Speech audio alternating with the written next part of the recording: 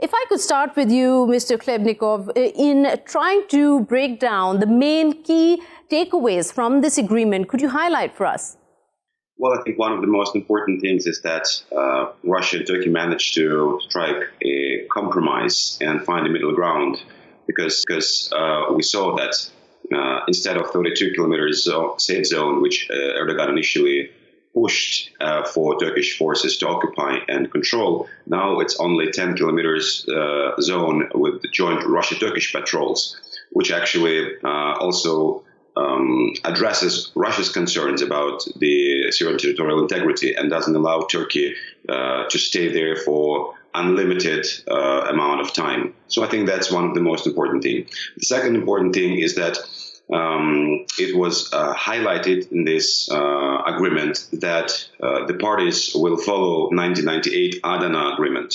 And that's an important foundation which could finally lead or eventually lead to the final settlement of Northeast Syria issue.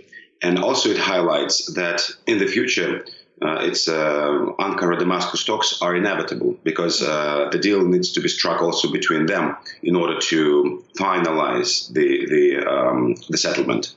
So you talk about Damascus and Ankara talks being inevitable, yet we saw President Bashar al-Assad yesterday give a statement in a rare visit to the front line where he basically called Turkey a thief and said that we pledge to retake all the land that Turkey has taken over.